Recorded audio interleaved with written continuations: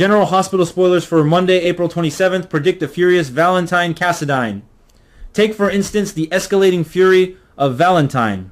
I have seen Valentine angry before, certainly, but this particular rage feels different, more personal, more volatile, almost reckless in a way that suggests he is no longer thinking several steps ahead as he usually does.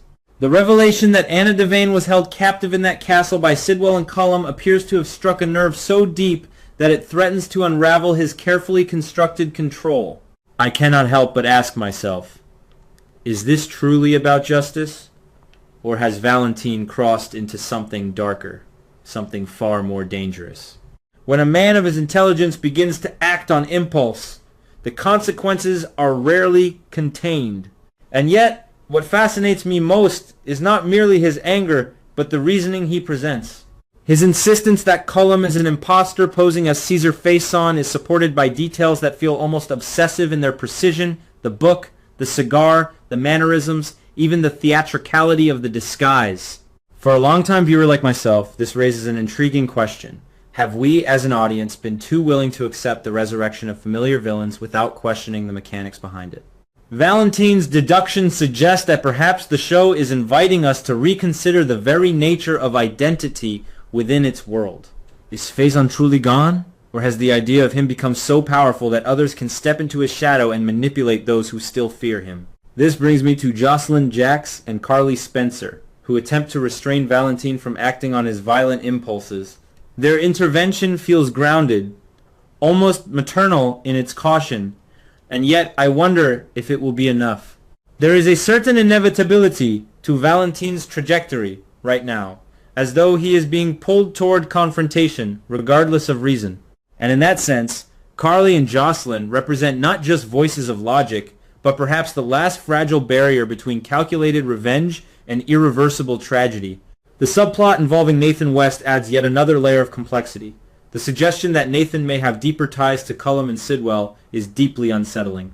For years, Nathan has occupied a space of relative moral clarity, and to see that image potentially fractured forces me to reconsider past events through a new lens. Was there always something hidden beneath the surface, or is this a narrative twist designed to challenge our trust in familiar faces? I find myself both intrigued and uneasy, which, in my opinion, is precisely where a show like this thrives. Meanwhile, the evolving dynamic between Laura Collins and Ezra is another thread that deserves careful attention. At first glance, their growing closeness might seem like a simple emotional development, but I suspect there is far more beneath it. Laura is not a woman who acts without purpose, and her admission that their bond is tied to plans that cannot be revealed only deepens the mystery. When Lulu Spencer questions her mother, we see a generational tension that feels authentic and grounded.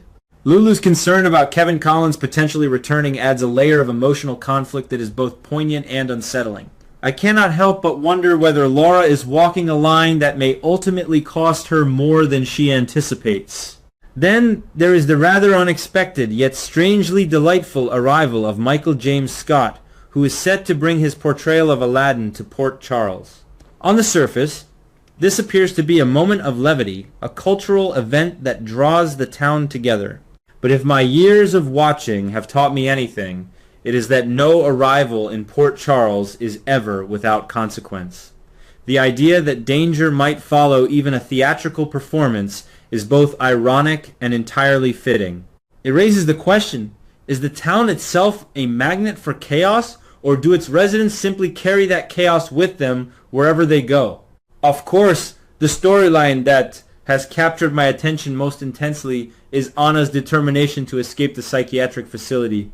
There is something profoundly compelling about seeing a character like Anna, strong, intelligent, and fiercely independent, reduced to a position where she must rely on persuasion and alliances to reclaim her freedom. Her interactions with Felicia Scorpio are particularly telling. Felicia's initial hesitation gives way to reluctant support, suggesting that loyalty and trust still hold power even in the most constrained circumstances. When Anna inevitably returns to Port Charles, I suspect her presence will send ripples through every storyline currently in motion.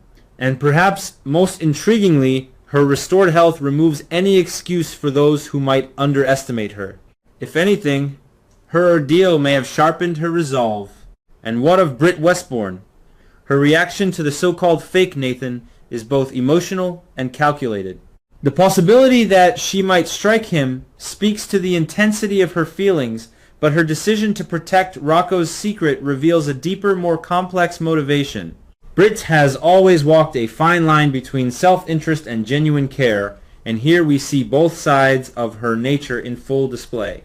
Her willingness to collaborate, even reluctantly with others to bring down Cullum, suggests that she recognizes the larger threat at hand. Yet, I cannot shake the feeling that such alliances are inherently fragile. Plans in Port Charles have a way of unraveling at the most inopportune moments, and I fear that Britt and Lulu's efforts may be no exception. As I reflect on all these developments, I find myself asking a broader question.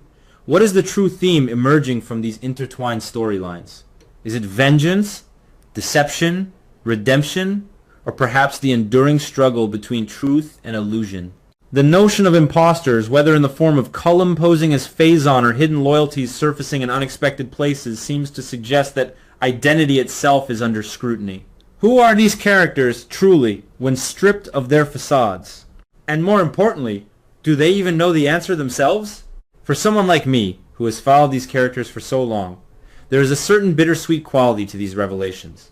On one hand, I am thrilled by the depth and unpredictability of the narrative. On the other, I am reminded that no character is immune to change, and no relationship is guaranteed to remain intact. It is this delicate balance between familiarity and transformation that keeps me returning episode after episode. I must also commend the way these storylines are being woven together. There is a sense of momentum, a feeling that each revelation is building towards something larger, something that may redefine the landscape of Port Charles entirely. And while I may not agree with every creative decision, I cannot deny the emotional impact they carry. The tension is palpable, the stakes feel real, and the anticipation of what comes next is as strong as it has ever been. In the end, I find myself both anxious and eager. Anxious because the path these characters are on is fraught with danger and uncertainty, and eager because I know that whatever unfolds will be worth witnessing.